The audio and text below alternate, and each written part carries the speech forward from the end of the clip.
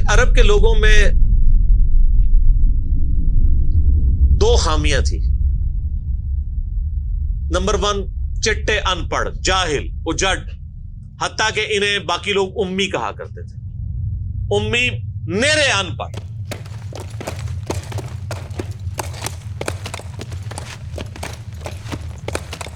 دوسری خامی تھی کہ یہ لوگ آپس میں لڑتے رہتے تھے، خاندانوں کے خاندان ختم ہو جاتے تھے. پانی پینے پلانے کے اوپر جھگڑا ہوا ہے تو 10 سال لڑائی ہو رہی ہے. یہ دو خامیاں تھیں. نمبر 1 چٹے ان پڑھ، نمبر 2 لڑاکو لیکن آپس میں. لیکن دو خوبیاں بھی تھیں. ایک خوبی یہ تھی کہ یہ ٹف ماحول کے عادی تھے، ریگستان کے رہنے والے، گرمیوں میں یعنی اتنے مشکل سفر کرنے والے، اونٹ کے اوپر مہینوں کے سفر، تھوڑا سا ساز و سامان کے ساتھ. اور دوسری خوبی یہ تھی کہ یہ جب کسی کو زبان دے دیتے تھے نا، پھر گردن ہی کٹتی تھی، پیچھے نہیں ہٹتے تھے، چاہے کسی دشمن کو بھی زبان دی ہے. اللہ نے ان کی یہ دو خوبیاں یوٹیلائز کر لی کہ زبان دی اللہ کے نبی علیہ السلام کو، انہوں نے جس نے دی، پھر گردن ہی کٹی ہے. اور دوسری خوبی کہ وہ ٹف ماحول کے عادی تھے لیکن لڑتے آپس میں تھے. اللہ تعالیٰ نے ان کی خامی کیسے پوری کی کہ ان کو ایک لیڈر ایسا دے دیا جس نے سارے قبائل کو ایک جھنڈے کے نیچے جمع کر دیا، اور جہالت کے لیے دور کرنے کے لیے ان کو ان کی زبان میں کتاب دے دی. اب جس نے سورہ بقرہ، سورہ نساء، سورہ مائدہ حفظ کی ہوئی ہے، اس کے سامنے کوئی کرسچن کا پادری،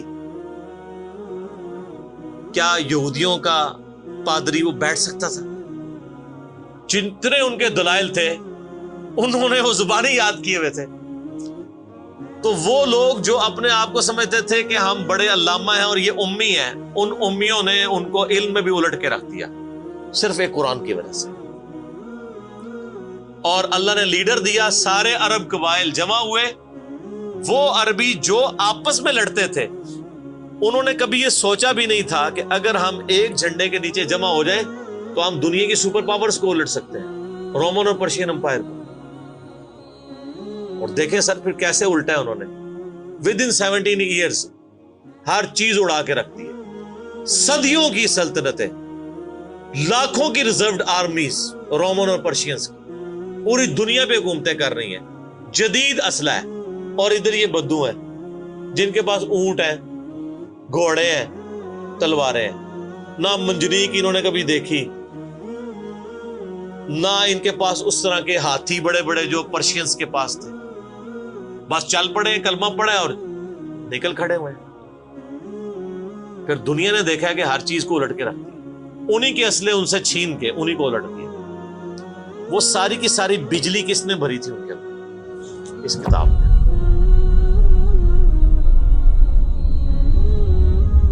یہ کتاب تھی. کتاب پڑھتے تھے، ایمان تازہ کرتے تھے. جہاد کا کیوں ذکر ہے اتنا قرآن کے اندر؟ کیونکہ اللہ نے ایک ایسی امت اٹھانی تھی جس نے تلوار کے زور پہ اکھاڑنا تھا رومن اور پرشین. ہم مانتے ہیں کہ اسلام تلوار کے زور پہ پھیلا ہے، لیکن یہ تصویر کا ایک رخ ہے. تصویر کا دوسرا رخ یہ ہے کہ جو بدماش صدیوں سے دنیا پہ حکمران تھے اور لوگوں کی رعایا کا استحصال کر رہے تھے، اپنی رعایا کا، ان پہ انہوں نے اتنے ٹیکسز لگائے ہوئے تھے. ان کو اکھاڑنے کے لیے کیا میٹھی میٹھی باتیں چاہیے تھی؟ طارق جمیل صاحب کے لیکچرز نے رومن اور پرشین امپائر اکھاڑنی تھی. یہ تو ان لوگوں کے لیے نہیں مسلمان ہو چکے ہیں. بدماش کب اپنی پوسٹ چھوڑتے ہیں؟ ان کو پھر اسلحے کے زور پہ ہی اکھاڑنا تھا. اور پھر اللہ نے صحابہ کرام کی تلواریں مسلط کی ان کے اوپر. جب اکھاڑ دی، فریڈم آف ایکسپریشن مل گیا، پھر معاملات سیدھے ہو گئے. اس زمانے میں بادشاہ کا دین رعایا کا دین ہوتا تھا. اگر کوئی رعایا کہے نا کہ میں بادشاہ کے دین سے الگ ہوتا ہوں، قتل ہو جاتا تھا. آپ پتہ عیسائیت کیسے پھیلی ہے؟ یہ تو سارے بت پرست تھے. کانسٹنٹائن 2 جس کے نام پہ قسطنطنیہ شہر تھا جو بعد میں مسلمانوں نے فتح کیا، سلطان محمد فاتح نے، ٹرکی والوں نے اس پہ ایک فلم بھی بنائی ہے، اردو ڈبنگ کے ساتھ ہے، ایک ہی نشست میں آپ دیکھ سکتے ہیں 2.5-3 گھنٹے کی. جو فلمیں دیکھتے ہیں ان کے لیے، مولویوں کے لیے نہیں. تو اس نے وہ قسطنطنیہ فتح کیا، پھر اس کا نام استنبول رکھ دیا. وہ کانسٹنٹائن 2 جو تھا وہ کرسچن ہو گیا تھا. چونکہ وہ کرسچن ہوا تو پوری رعایا 3 بر اعظموں میں پھیلی ہوئی وہ کرسچن ہو گئی. ایسے کرسچینٹی پھیلی ہے. تو رعایا کو وہی دین رکھنا ہوتا تھا جو حکمران کا. پہلے حکمران بت پرست تھا، عیسائیوں پہ ظلم ہوتے تھے. بعد میں جب حکمران ہی مسلمان ہو گیا، اس زمانے ظاہر عیسائیت اسلام کا ہی نام تھا، تو سارے پیچھے اس امام کے. یہ بڑا خطرناک معاملہ تھا. دوسری طرف پرشین جو ہیں وہ آتش پرست تھے، ان کے نیچے آتش پرستی کا دین چل رہا تھا. تو یہ پھر ضرورت تھی کہ فریڈم آف ایکسپریشن دیا جاتا. اسلام نے تلوار کے زور پہ ان کو اکھاڑا، ان کی بدماشیاں ختم کی، اور ایسی ختم ہوئی کہ بخاری مسلم کی حدیث ہے، نبی علیہ السلام نے فرمایا ان قریب کیسر ختم ہو جائے گا، پھر قیامت تک کوئی کیسر نہیں ہوگا. ہائے ہائے ہائے سر، یہ پروفیسیز اللہ کی تائید کے ساتھ ہی کوئی دے سکتا ہے. ان قریب کسرا ختم ہو جائے گا، قیامت تک کوئی کسرا نہیں ہوگا. دیکھ لیں 1500 سال ہو گئے ہیں، نہ رومن امپائر دوبارہ بنی، نہ پرشین امپائر دوبارہ بنی. حتیٰ کہ اب تو وہ کانسیپٹ ہی ختم ہو گیا، ملکوں والا کانسیپٹ آ گیا. اور اس زمانے میں یہ بات کرنا ایک ایسے شخص کا جس کے اوپر ایمان لانے والے گنتی کے لوگ ہوں، بہت بڑی بات. اور اللہ نے پھر اکھڑوایا. اور آج فریڈم آف ایکسپریشن ایسا ہے کہ آج تلاوت ہو رہی ہوتی ہے تو ٹرمپ بھی بیٹھ کے سن رہا ہوتا ہے. کیوں؟ حالانکہ وہ کرسچن ہے. فریڈم آف ایکسپریشن آ گیا. آپ جائیں امریکہ میں، آپ کسی مارکیٹ میں مسلح ڈال کے نماز پڑھیں، کوئی آپ کو منع نہیں کرے گا. الٹا آپ کے ساتھ سیلفیاں بنا رہے ہوں گے کہ یہ کیا ہو رہا ہے. تو پہلے کوئی سوچ سکتا تھا کہ فرعون کے سامنے کوئی نماز پڑھتا؟ جادوگروں نے ذرا سی بات کی، ایمان لے کے آئے تو میں تمہیں سولی دے دوں. تو یہ اسلام اس دور جدید کا خالق ہے، اور یہ دور جدید کو تخلیق جو اسلام نے دی ہے وہ قرآن کے ذریعے. ایک علامہ وحید الدین خان صاحب ہیں انڈیا کے، 90+ ان کی ایج ہے. انہوں نے کتاب لکھی ہے اسلام دور جدید کا خالق. اسی ٹاپک کو ایڈریس کی، کمال کی کتاب ہے وہ، اور پڑھنے سے تعلق رکھتی ہے. آپ گوگل سے اس کا PDF بھی ڈاؤن لوڈ کر سکتے ہیں، چھوٹی سی کتاب ہے. انگلش میں بھی ایک کتاب لکھی ہے، گاڈ رائزز، خدا ابھرتا ہے. خدا پھر جو ابھرا ہے نا جی قرآن کے ذریعے. خدا کو تو خیر مخلوق کی ضرورت نہیں ہے، لیکن مخلوقات نے جو تماشا بنایا ہوا تھا نا، اس تماشے کو ہمیشہ کے لیے اللہ تعالیٰ نے اپنے پیغمبر امام اعظم سیدنا و مولانا محمد رسول اللہ صلی اللہ علیہ وآلہ وسلم کے ذریعے شرک کا خاتمہ کر کے قیامت تک کے لیے جو دین اسٹیبلش کیا اس کتاب کے ذریعے. اب یہ کتاب قیامت تک نبی علیہ السلام کا معجزہ ہے. یہ کتاب ہے سر جس نے دنیا پلٹ دی. اور یہ وہ کتاب ہے جو ہم صرف اپنی بچی کو جب رخصت کرنے لگتے ہیں نیچے سے گزارتے ہیں، ٹھیک ہے، اور چوم کے غلاف میں رکھ دیتے ہیں. اس سے زیادہ اس قرآن کو ہم کوئی اہمیت نہیں دیتے.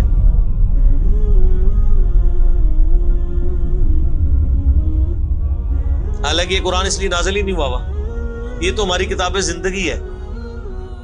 لیکن ماشاءاللہ ایسی سازش اسلام کے خلاف کی ہے، کافروں نے نہیں، مسلمانوں نے پوری نیک نیتی کے ساتھ جنازہ نکالا دین کا، اور ایک سلوگن دے دیا قرآن نہیں ڈائریکٹ پڑھنا گمراہ ہو جاؤ گے. قرآن میں بڑی بڑی مشکل چیزیں ہیں، اس کو ہاتھ نہیں لگانا. یہ یہودی بات کرتے تو ہم کہتے ہیں یہ اللہ کے دشمن ہے. مسلمان کہہ رہے ہیں، ہم کہہ رہے ہیں بالکل صحیح کہہ رہے ہیں. وہ میرا کلپ آیا نا پچھلے، لیکن وہ جو ایک مولوی نے کہا ہے تو وہ اسلام 360 کے اوپر جو اس نے حملہ کیا ہے، تو میرا کلپ بھی اس پہ ریکارڈ ہوا ہے. تو پہلے تو لوگ کہتے تھے یہ ہمیں باتیں کرتا ہے، اب تو ویڈیو میں لوگ ریکارڈ کرا رہے ہیں کہ جی قرآن ڈائریکٹ نہیں پڑھنا، آپ گمراہ ہو جائیں. اچھا آج تک آپ نے کبھی نہیں سنا یہ کہ فلاں مولوی کی کتاب ڈائریکٹ نہیں پڑھنی، آپ گمراہ ہو جائیں گے. یعنی مولوی کڈا سیاڑا ہے کہ اس کو طریقہ پتا ہے کہ میں نے بات کیسے سمجھانی ہے، اور اس کو ایسی کتاب لکھنی بھی آتی ہے جو گمراہ نہ کرے. اور اللہ کو ایسی کتاب نہیں دینی آئی کہ جو گمراہ ہونے سے بچا لے. قرآن میں کہاں ہے کہ یہ گمراہ کرتا ہے؟ وہ تو اللہ نے ٹانٹ کیا کہ جو قرآن پہ ایمان نہیں لاتے وہ گمراہ ہوتے ہیں. جو ایمان لے ہیں اور بات مان لیں وہ کیسے گمراہ ہوں گے؟ یہ تو تعریف کی ہے انہوں نے.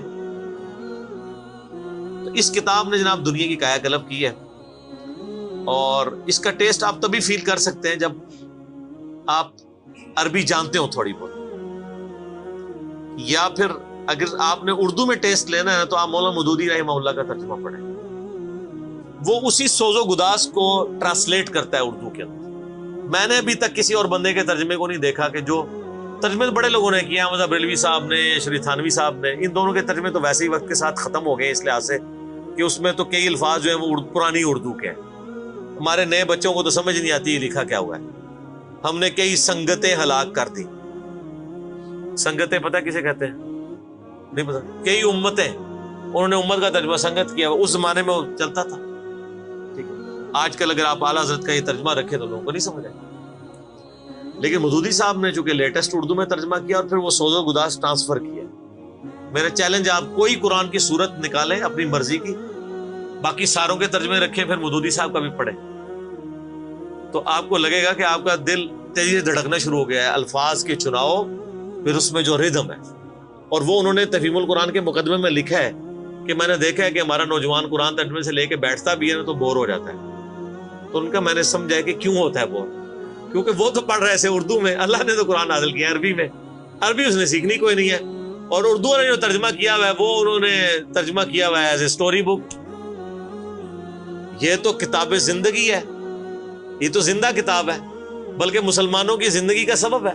صحیح مسلم میں حدیث ہے، اللہ اس کتاب کی وجہ سے قوموں کو عروج دے گا اور اس کتاب کی وجہ سے لوگوں کو، امتوں کو زوال دے گا، جس کو ڈاکٹر اقبال نے پھر شعر میں کہا، وہ زمانے میں معزز تھے مسلمان ہو کر اور تم خار ہوئے تارک قرآن ہو کر۔ وہ زمانے میں معزز کون؟ صحابہ، اہل بیت، تابعین، تبع تابعین، اور تم خار ہوئے کون؟ اسی، اور صرف اسی نہیں، ساڑھے بزرگ بھی۔ یہ نہ سمجھیے گا، ظاہر آپ تو ہم کہہ سکتے ہیں نا، ڈاکٹر اقبال کے زمانے میں انڈیا، پاکستان، بنگلہ دیش کے جتنے بابے ہیں زندہ تھے، آج تو کہہ سکتے ہیں مر گئے ہیں۔ ڈاکٹر اقبال جب یہ شعر کہہ رہا تھا تم خار ہوئے تارک قرآن ہو کر، تو وہ خار احمد بریلوی صاحب، اشری تھانوی صاحب، یہ سارے لوگ زندہ تھے اس وقت، تو انہی کو ہی کہہ رہے تھے نا۔ حتیٰ کہ قرآن کے ترجمے کو بھی گناہ سمجھا گیا، یہ تو بہت بعد میں ترجمہ ہوا ہے، پہلا ترجمہ شاہ ولی اللہ دہلوی نے کیا۔ پہلے تو لوگ کہتے ہیں قرآن کا ترجمہ کرنے کی ضرورت نہیں ہے، اور یہاں لوگ کہتے ہیں بزرگوں کی بڑی خدمات ہے۔ ہم پوچھتے ہیں 1000 سال سے بزرگ یہاں بیٹھے ہوئے ہیں، کسی ایک بزرگ کا قرآن کا بخاری کا ترجمہ مجھے دکھا دیں کہ جی یہ سلطان بہو نے دیکھے جی قرآن کا ترجمہ کیا، یہ جی داتا صاحب نے بخاری شریف کا ترجمہ کیا۔ کیا انڈیا، پاکستان، بنگلہ دیش کے لوگوں کی زبان عربی تھی؟ فارسی تھی نا؟ تو کسی بزرگ کو توفیق نہیں ہوئی ہے کہ قرآن کا فارسی میں ترجمہ کر دے۔ اتنا بڑا چھکا میں نے مارا ہے کہ قیامت تک یہ روئیں گے۔ آندہ کو کیا نا بزرگوں کی خدمات ہیں، ہمارے پرائم منسٹر صاحب بھی کہتے ہیں نا جی وہ فرید الدین گنج شکر کی بڑی تعلیم۔ فرید الدین گنج شکر صاحب نے کون سا قرآن کا ترجمہ کیا؟ اگر کسی نے قرآن کا ترجمہ ہی نہیں کیا، بخاری مسلم کا ترجمہ ہی نہیں کیا، وہ کیا خدمات کرتا رہے؟ وہ اپنی تعلیمات دیتے رہے۔ صحیح غلط اس کا فیصلہ ہم نہیں کرتے، وہ تو پھر میں اور طرف چل پڑوں گا۔ صرف جو خدمات والا ڈونگ رچایا ہوا ہے نا وہ میں آپ کو بتا رہا ہوں۔ جتنوں کے مزار بنائے ہوئے آپ نے، کسی ایک کا ترجمہ دکھا دیں قرآن کا، تو یہ پھر انہوں نے جان بوجھ کے سیاست کی اسلام کے نام کے اوپر، اپنی باتیں کرواتے رہے۔ سر ان کو پتا تھا قرآن کا ترجمہ ہو گیا، سورہ زمر اور سورۃ الانعام اگر اردو میں آ گئی تو بابوں کو کس نے پوجنا ہے؟ سر بخاری کا اگر ترجمہ ہو گیا تو ساروں نے تو رفع الیدین سے نماز پڑھنی ہے، بابے سارے بغیر رفع الیدین والے نے۔ یہ وجہ تھی کہ بڑی ہوشیاری ہے انہوں نے، یہ نہ سمجھو پولے سمجھے، بہت ہوشیار سمجھے۔ اور دیکھ لینا پھر اب رزلٹ سامنے آ گیا، جدھر ترجمے ہوئے ہیں وہ کہنا نہیں پیو دادے تے ایتھے ہاتھ بندہ سی، اے ایتھے بندہ ہے، تو رزلٹ نکل آیا نا۔ اسی لیے بزرگ جو کام کرتے ہیں وہ حکمت سے خالی نہیں ہوتا۔ ہاں انہوں نے بڑی ہوشیاری دکھائی ہے آپ کے ساتھ، لیکن اللہ کا وعدہ ہے، هو الذی ارسل رسولہ بالہدی ودین الحق لیظہرہ علی الدین کلہ۔ قرب قیامت سے پہلے دین کو غلبہ ملنا ہے، غلبہ بابوں کے ذریعے نہیں ملنا تھا، اسی کتاب سے، جس کتاب نے پہلے غلبہ دلایا۔ اب آج دیکھیں بچہ اینڈرائیڈ فون کھولے ہوئے ہے، کوئی آیت آتی ہے ترجمہ پڑھ لیتا ہے۔ تو سر یہ خدمت تو پھر انہوں نے کی ہے نا اسلام کی۔ اچھا یہ اینڈرائڈ فون کس رحمت اللہ علیہ نے بنایا تھا؟ وہ کہتے ہیں بزرگ تے دنیا ہی کلپ کر دے نگاہ مار کے. وہ بزرگوں نو لے آؤ تے ٹھیپا موبائل نہیں چلا سکتے. آپ مجھے بتائیں میں کسی بزرگ کو قبر سے نکالوں اور اس کو یہ موبائل چلا لے گا؟ آپ کا بچہ چلا لیتا ہے. اور کسی کا اگر اتنا ایمان ہے نا بزرگوں کے اوپر, تو آج والے بزرگوں پہ بھی ہے. تو میں نے ان کو بڑی دفعہ مشورہ دیا ہے کہ بزرگ جو جناب دنیا چلا رہے ہیں, تو میں ان کو کہتا ہوں آپ کو بزرگوں کے ساتھ جہاز پہ بٹھاتے ہیں, جب 10 کلومیٹر ہائٹ پہ پہنچ جاتا ہے یہ بوئنگ جہاز, جب پہنچے تو ہم پائلٹ کو کہے تو تے پائی بسم اللہ پڑھ کے تے پیراشوٹ نال کود جا, بزرگ چلان تے جہاز لینڈ کران. وہ کتنے لینڈ ہوئے گا جہاز؟ بزرگاں دے مرید بھی اس جہاز ہی نہیں بیٹھ لگے جہاں تمہیں کہتے ہیں بزرگ دنیا چلا رہے ہیں, ان کو بھی پتا ہے جہاز کو نہیں لینڈ ہونا. اور جو جہاز نہیں لینڈ کرا سکتا, میں کہتا ہوں کسی بزرگ کو آپ لا کے جہاز کے کاک پیٹ میں بٹھا دینا, وہ نہیں لینڈ کرا سکتا. ہاں لینڈ کرائے گا اگلے جہاں جا کے, وہ بھی وہ نہیں کرائے گا, خود ہی ہوئے گا. سب کہانی ہے, کہانیوں کا دور ختم ہو چکا, کیونکہ اب ایک نعرہ عام ہے. کون سا؟ کہ نہ میں وابی نہ میں بابی, میں ہوں مسلم علمی کتابی. تو یہ علمی کتابی جب ہم کہتے ہیں تو وہ علم کون سا علم ہوتا ہے, وہ کتاب کون سی کتاب ہوتی ہے؟ یہ اللہ کی کتاب جس پہ ہم بات کر رہے ہیں. تو آپ دیکھیں میں اس پہ بھی 30-35 منٹ لگ گئے.